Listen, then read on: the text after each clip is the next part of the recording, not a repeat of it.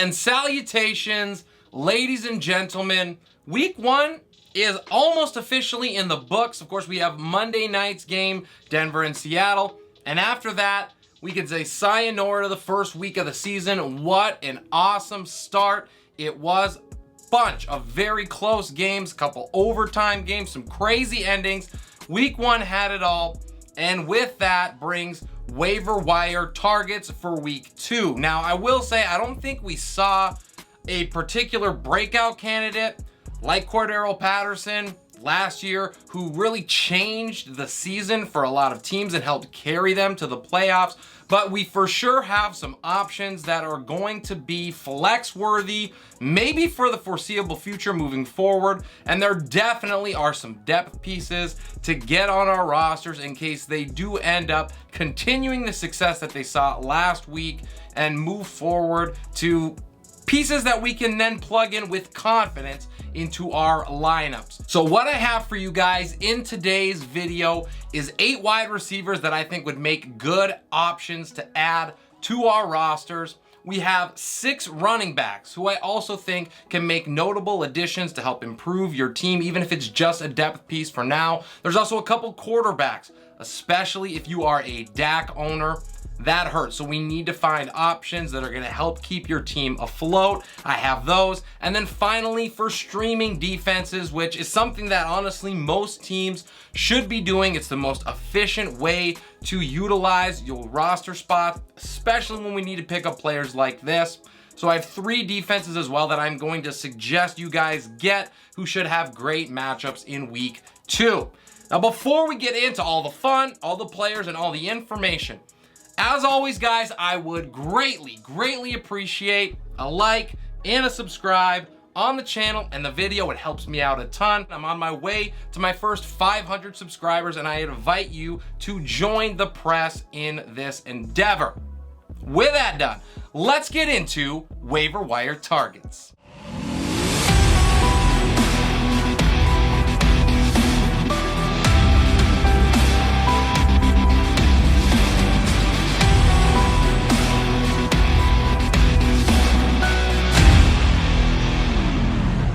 First guy that I want to go over is Devin Duvernay of the Baltimore Ravens. Had a really big week 1. He did have a pair of scores. I'm not expecting that to be the case more often than not. He only had 4 targets, but that was tied for 3rd on the team. And anytime you're going to get a decent amount of shares in the Baltimore Ravens passing attack, I want that because I don't know outside of Rashad Bateman who else is going to get those looks. Of course, Mark Andrews is going to get his, but in the wide receiver room, if Duvernay can take this wide receiver 2 job, by the looks of it, he may have a chance, although slight, of that wide receiver 1 job. So someone that's more of a speculative add. I don't think that he's going to be in my lineups anytime soon, but he is someone to at least have on the roster in case things continue to move forward for him. Next up, we go to Washington, and there's a couple guys here that broke out a little bit. Curtis Samuel finally decided to get healthy. So we always knew he had the talent. He just could not stay on the field. He was there in week 1 and saw a massive target share. He led the team with 11 targets. So we have to get that type of volume on our rosters if it's available, because that does not come around very often. The other guy is Jahan Dotson, and he's the same thing here. Just like Duvernay, he's not likely to score a couple times like he did, but it is great to see the confidence in the rookie so early. And Dotson also had 5 targets, which was 1 more than stud Terry McLaurin. So really good news if you invested in Dotson, especially if we're talking about a dynasty league. Both of these guys are going to be on my radar. Samuel is the one I prefer. He's the one that I might consider flexing next week just based on those 11 targets. You love to see it. Tyler Boyd is next in Cincinnati. And of course, this is all about the injury to T. Higgins. Now, I know that Boyd is rostered in a ton of leagues, but he is available in about 25% of them. And if yours is one of those, Boyd needs to be on your roster. We do not know how long Higgins is going to be out. It's a concussion. He might be back next week, but we have seen in the past Just like last year, when Higgins went out with an injury, Boyd was the guy to step up and produce. He will do so again if given the opportunity, and I want that in this Cincinnati Bengals offense. Now to Los Angeles, and Joshua Palmer and DeAndre Carter are the guys that I'm looking at. I know the injury to Keenan Allen is far from ideal, but it does open up opportunities for both of these guys. With the Chargers playing on Thursday night, it's very likely that Allen is going to miss this game. Hamstring injuries are not something that you want to try to hurry up. It is much better to play it safe here for Los Angeles. It's a long season, and they show that they have depth. I mean, Justin Herbert really spread the ball around in week 1, hit a bunch of different guys, some of them I'd never even heard of. And I think when you look at this wide receiver room, Palmer is the guy who has in the past stepped up when given opportunities. He hasn't had a ton of them, but he's done some good things with them. He would be my preferred target out of these two guys, and he might be in flex consideration on Thursday night if you're a little bit desperate and you don't have any other options. Now to New Orleans, and we're talking about Jarvis Landry. Huge target share for Landry right out of the gate. I did not expect this, but 9 targets. He was able to catch 7 of them for 114 yards. He led the team in both of those areas. He averaged over 16 yards a reception. Now, I do not think that New Orleans is going to be a very pass-happy team, but they certainly had to be against Atlanta, and that could certainly happen again, depending on how the game script goes. So maybe a little bit of trouble in the rushing game outside of Taysom Hill. Alvin Kamara just looked okay. The Saints might pass the ball more than we think that they will, and Landry was the guy that they were doing it the most to. So if he is available on your wire, he is someone that has flex consideration if he continues to see these type of looks. The one honorable mention that I want to get to before we hit running backs is Romeo Doubs of the Green Bay Packers. We know that Aaron Rodgers is a fickle human, and he was clearly frustrated this week with a lot of his wide receivers. Of course, Christian Watson dropped a 75-yard bomb to start the day, and then Rodgers barely looked his way the rest of it.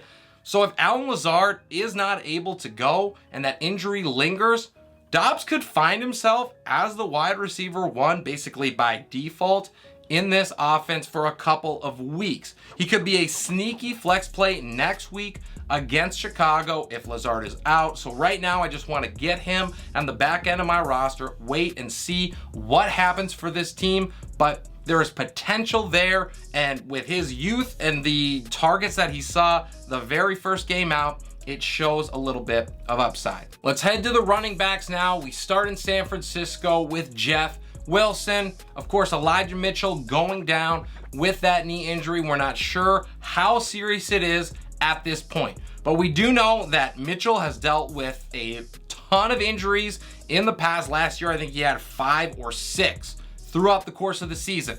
And Mitchell did not return, and he was almost immediately ruled out. So it's probably not a good sign. Wilson didn't do a whole ton in Mitchell's absence. He had 9 carries, 22 yards, not super exciting. But there is going to be upside in the San Francisco 49ers offense. I know that week 1 is not a good indicator of that. So Wilson's a guy who is going to see the looks. Tyrion Price, the rookie, was a healthy scratch. So it looks like this is Wilson's backfield if Mitchell is out long term. And right now, we're getting him on our roster. And if we're a Wilson owner, hoping for the best. There is some upside that is capped here, no doubt, with both Deebo Samuel and Trey Lance stealing carries. But 49ers running backs have value. He is worth an add. Jamaal Williams is the next guy that I want to look at. And he is not going to get probably a ton of touches week in and week out for the Detroit Lions, but he may have stolen the goal line role from this offense.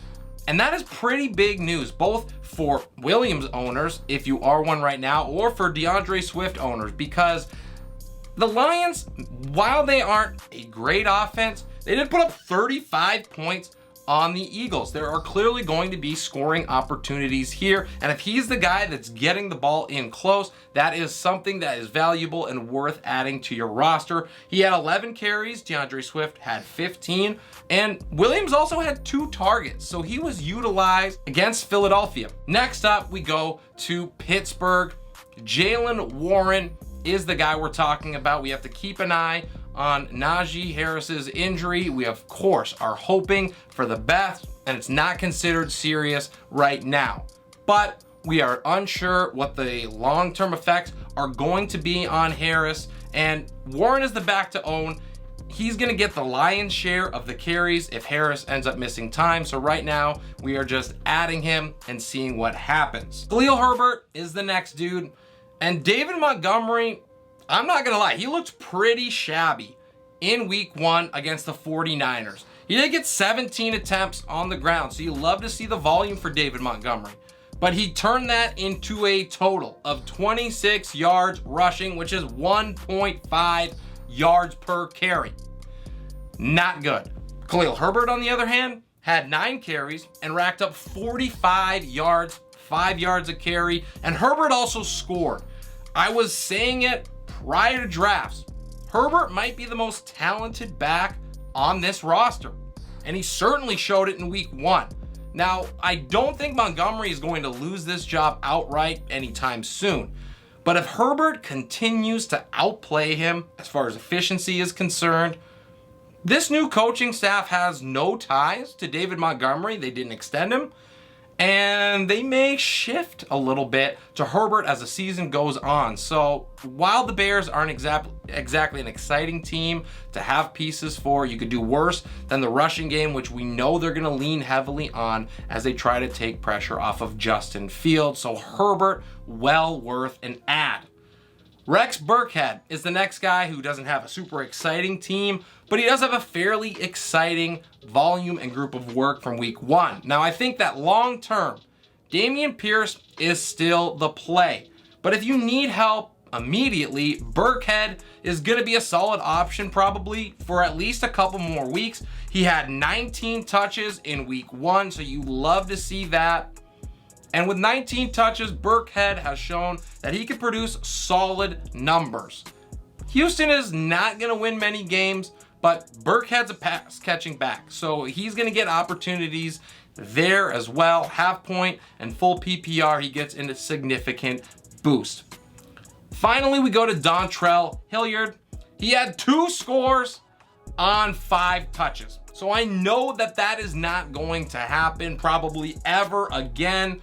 He is more of a speculative add as a cuff than he is a player with any real flex value right now, especially with the Denver Broncos on deck for this team next week.